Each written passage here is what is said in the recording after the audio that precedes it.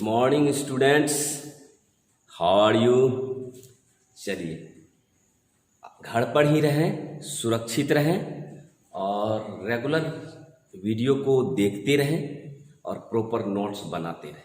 सही है।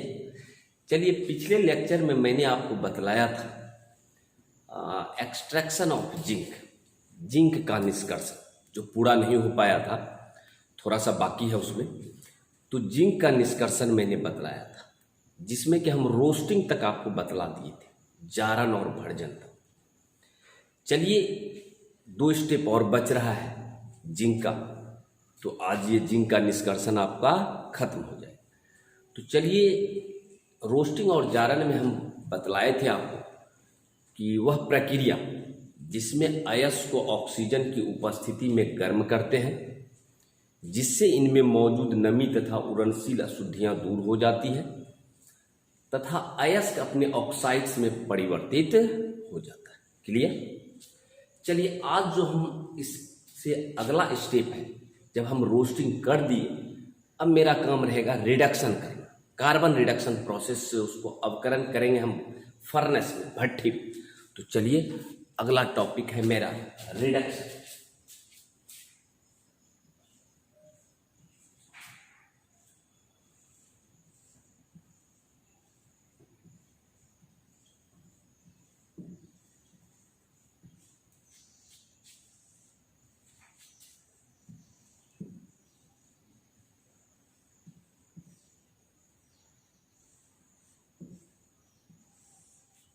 ठीक है। इसमें मैंने आपको पिछले प्रोसेस जिस टाइम बतला रहा था, उस टाइम में भी बतलाया था कि यहाँ आपका एक ब्लास्ट फर्नेस है इस तरह से,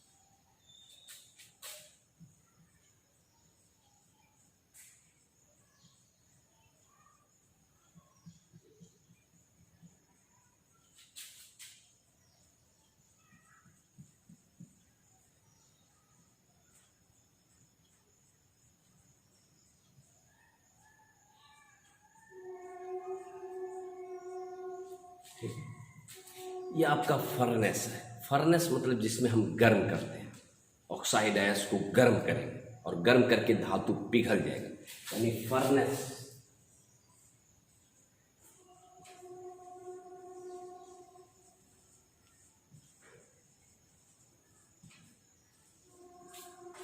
सही है। अब हम करेंगे क्या कि इस फर्नेस में जो आपका ऑक्साइड अयस्क मिला, उस ऑक्साइड अयस्क में जो आपका ऑक्साइड अयस्क है, उसमें हम कार्बन या कोक को मिला दिए।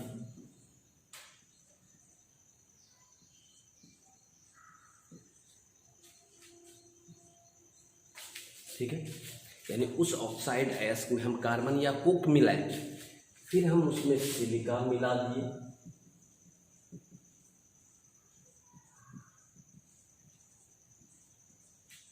फिर चूना पत्थर मिला दिए।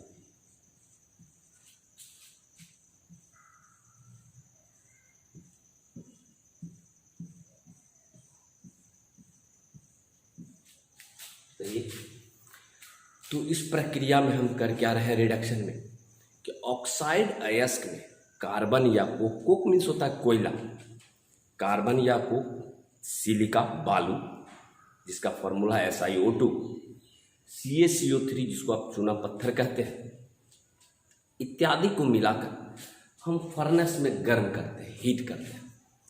तो गर्म करने से क्या होगा कि जो आपका ऑक्साइड अयस्क है वहाँ कार्बन उसके साथ अभिक्रिया करके उसको अवकृत कर देगा और वह जिंक धातु में या किसी भी धातु में वो परिवर्तित कर देगा। यानी प्रोसेस आपका रिडक्शन हो रहा है, अवकरण।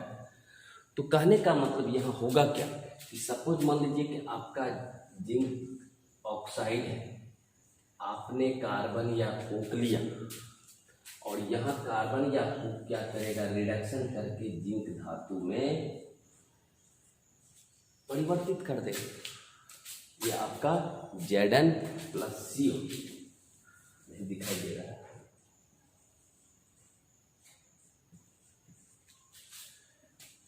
परिवर्तित कर देगा।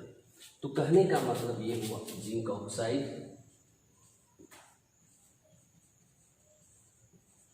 ये है आपका कार्बन या कोक,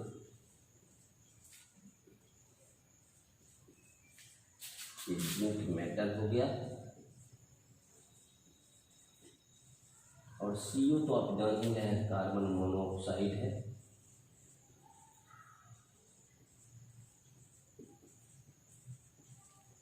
तो ये प्रक्रिया हो रहा है आपका क्या, रिडक्शन।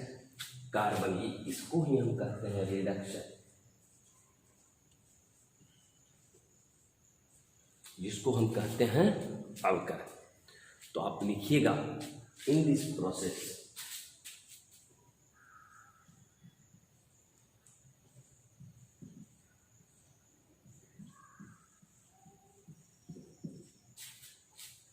ऑक्साइड्स और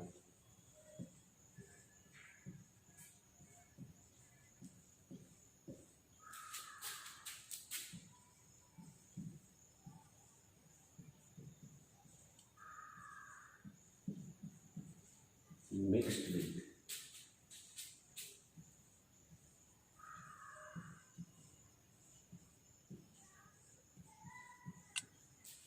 कार्बन और कोक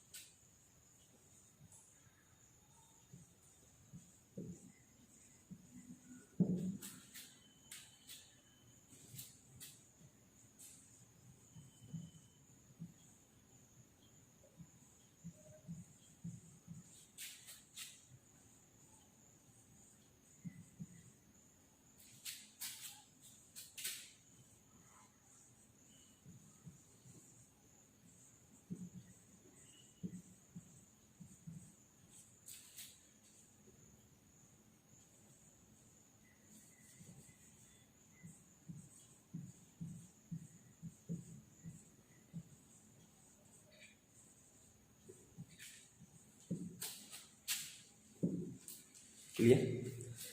तो यहाँ आप समझ में आ गया, आपको कुछ नहीं करना है प्रोसेस में कि आपका फर्नेस में आप ऑक्साइड अयस्क के साथ कार्बन, कोक, सिलिका, चूना पत्थर इत्यादि को मिलाकर गर्म कर रहे हैं। तो यहाँ आपका कार्बन क्या करता है, कार्बन या कोक जिंक ऑक्साइड को रिड्यूस करके, अवकृत करके, यह आपका यह कार्बन को रिड्यूस करके ऑक्साइड अयस्क को मेटल में परिवर्तित कर देता। क्लियर। चलिए इसको आप राइट डाउन कर लें आप अपने कॉपी में।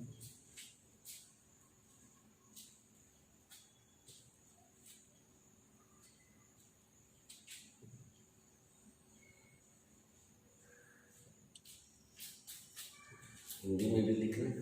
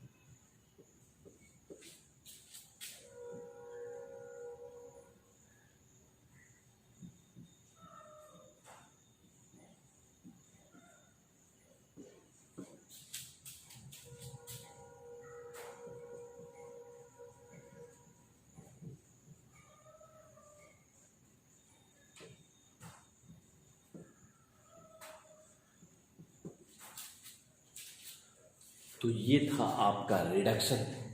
इसका मतलब है कि हमको जिंक प्राप्त हो गया, लेकिन अभी भी जिंक पूर्णतः आपका शुद्ध नहीं है।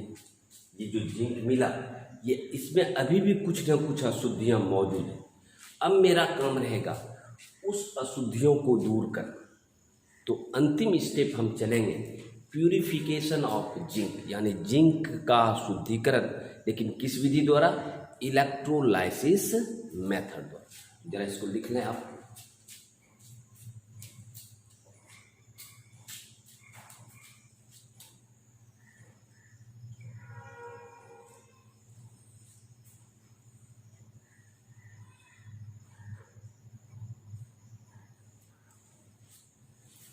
तो चलिए अंतिम स्टेप की ओर बढ़ते हैं। हम जिंक का हम शुद्धिकरण करेंगे, तो उस प्रकार से जो जिंक प्राप्त होगा वो 99% शुद्ध प्योर प्राप्त होगा।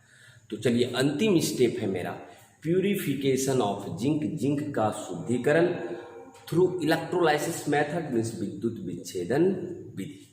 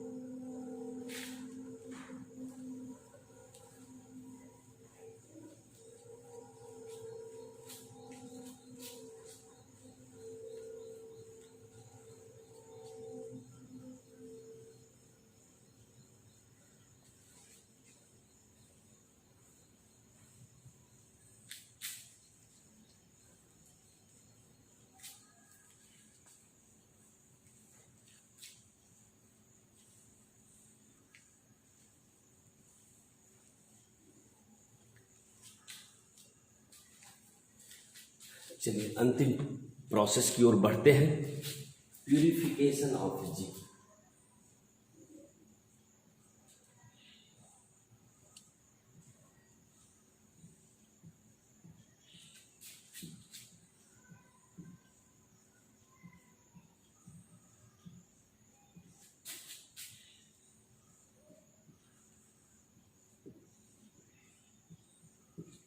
कौन सा मेथड? Electrolysis method.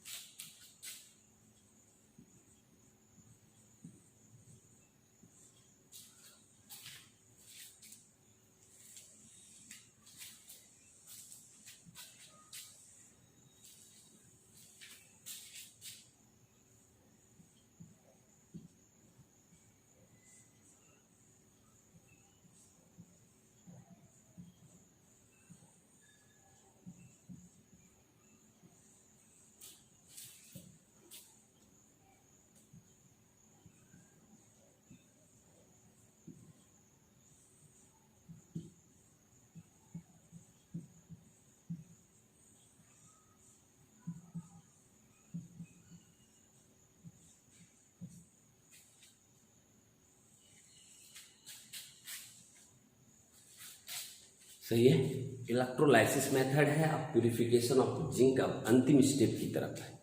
इस प्रक्रिया में मैंने आपको पिछले क्लास में भी बतलाया था। इस प्रक्रिया में करेंगे क्या?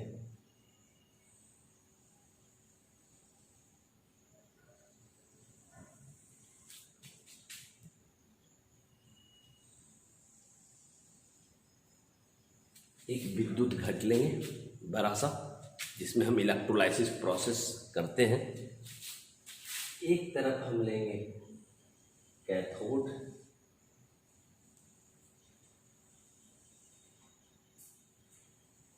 सही है, और एक तरफ लेंगे हम anode.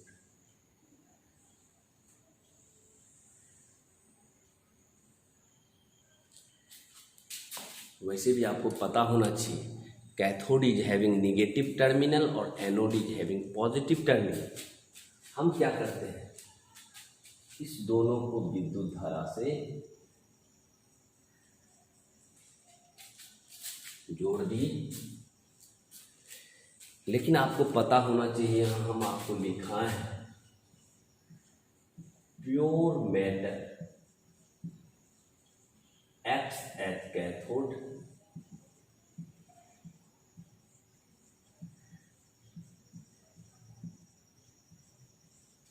Pure metal x at cathode और इम्प्योर मेटल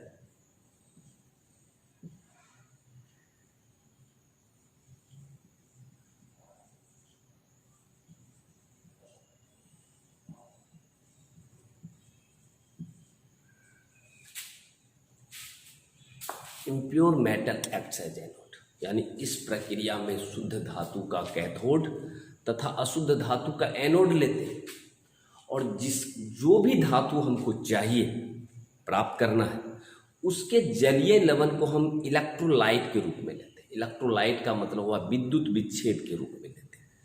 यानी विद्युत विच्छेद वैसा पदार्थ है जिसके जलीय विलयन में यदि आप विद्युत धारा प्रवाहित करते हैं तो वो आयंस में विच्छेदित हो जाता है।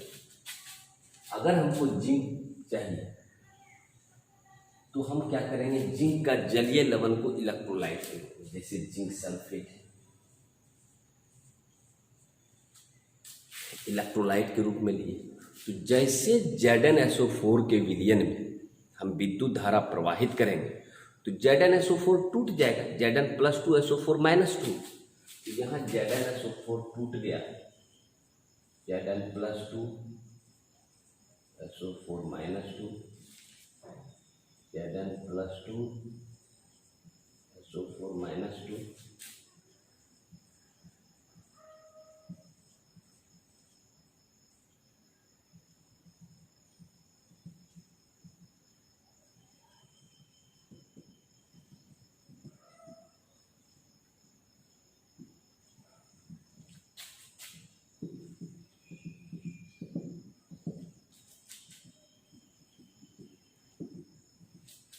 तो यहाँ आपका Zn+2 और SO4-2 में टूट गया, विच्छेदित हो गया। अब रही बात कि Zn+2 चूंकि आपका कैथोड आपका निगेटिव इलेक्ट्रोड है, तो वहाँ पर Zn+2 इलेक्ट्रॉन्स को ग्रहण करेगा और जिंक धातु में परिवर्तित हो जाएगा और कैथोड पर आपको जमा होना शुरू हो जाएगा। इसका मतलब ये जो है यहाँ पर डिपॉजिट इलेक्ट्रॉन्स ग्रहण करेगा और यहाँ पर जिंक धातु जो है वो आपका डिपॉजिट होने लगेगा।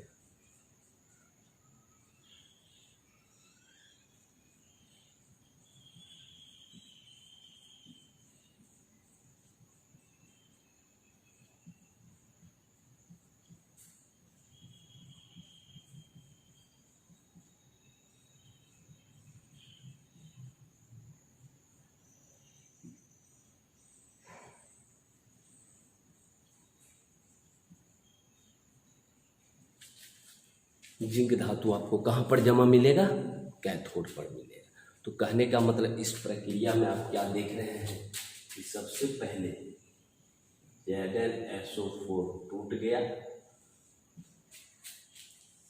इसमें टूटा Zn+2 प्लस विच्छेदित हो गया, क्योंकि इलेक्ट्रोलाइट है वो आयंस में विच्छेदित हो गया, कैटायन और एनायन। अब होगा क्या, दो प्रकार का रिएक्शन होगा, हमको दोनों रिएक्शन को दिखाना होगा, कैथोड पर और एनोड। तो आप देखिए कि कैथोड क्या हो रहा है रिएक्शन,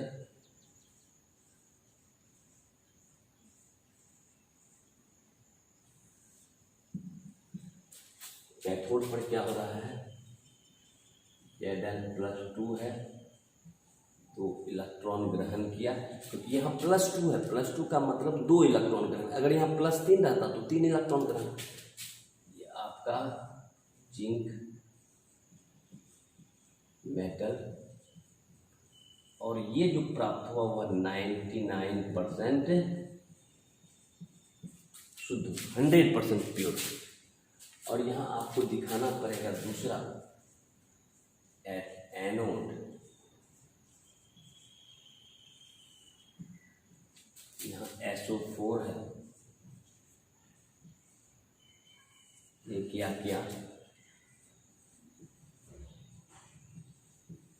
दो इलेक्ट्रॉन्स का त्याग किया और फिर क्या होगा,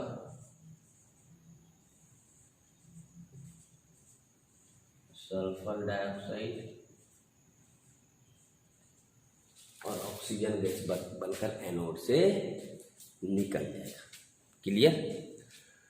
तो चलिए इस डायग्राम को आप थोड़ा बना लें, इस डायग्राम को, और डायग्राम के बगल में आप ये रिएक्शन दिखा दीजिए और इसका भाषा हम थोड़ी देर में लिखाते हैं आपको। इसके बाद हम आपको हिंदी मीडियम में और इंग्लिश मीडियम में दोनों का लिटरेचर लिखा देते हैं। तो ज़रा इसको उतार लें क्योंकि हमको मिटाना भी पड़ेगा।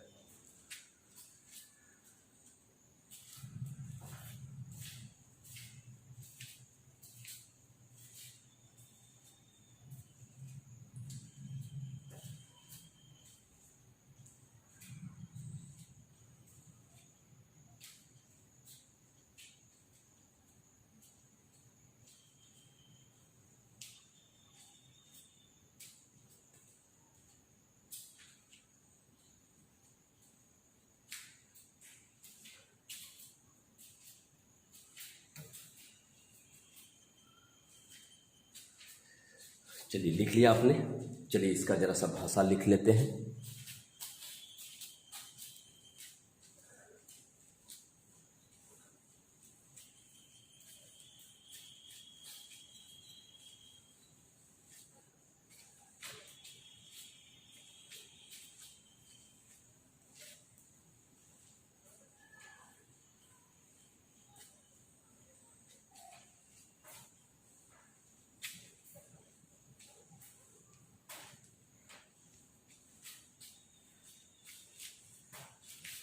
चलिए इसका भाषा लिख लेते हैं।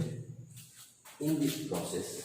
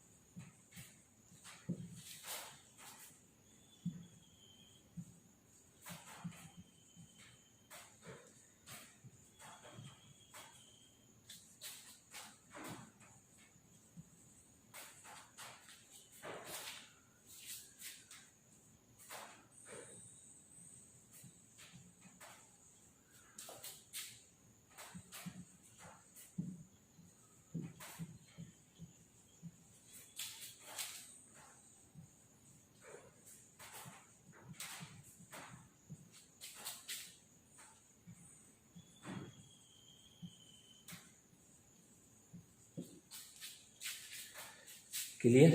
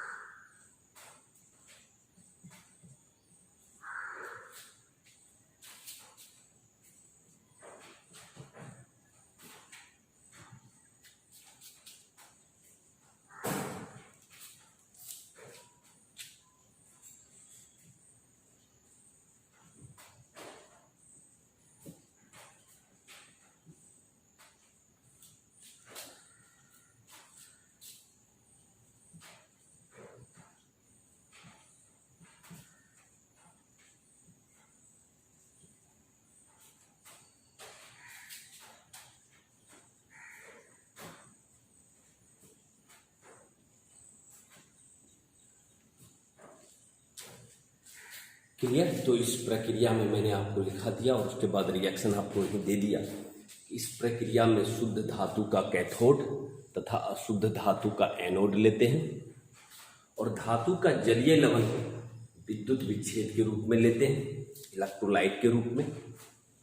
और जैसे ही विद्युत धारा को प्रवाहित करते हैं तो शुद्ध धातु आपको कैथोड पर जमा होता है, यानी जिंक धातु जो है वो आपको कैथोड पर मुक्त हो जाता है। तो पहले आपको इसका जैसे लिखिएगा, पहले आप भाषा लिख लीजिएगा, क्योंकि हम आपको डायग्राम और रिएक्शन पहले बतला दिए। तो आपको करना है कि पहले आपको भाषा पहले लिख लेना है, उसके बाद डायग्राम और बगल में रिएक्शन दिखा दीजिए। तो आज आपका जिंक का निष्कर्षण जो है वह आपका खत्म हो गया। कल हम पढ़ेंगे आयरन का निष्कर्षण, ठीक है। तो ये जिंक का निष्कर्षण, इस तरह से आप इस निष्कर्षण पर कमांड रखिए, क्योंकि 5 नंबर का क्वेश्चन आपका जो है वो आपका निष्कर्षण से पूछा जाता है। तो इस प्रकार से आपका आज जो है वो जिंक का निष्कर्षण खत्म हो गया। अगले लेक्चर में हम आएंगे आयरन का निष्कर्षण, जो कि बहुत इंपॉर्टेंट है, बहुत बार पूछा गया है 5 नंबर में। तो नेक्स्ट लेक्चर में हम आएंगे एक्सट्रैक्शन ऑफ आयरन। तब तक के लिए थैंक यू, धन्यवाद।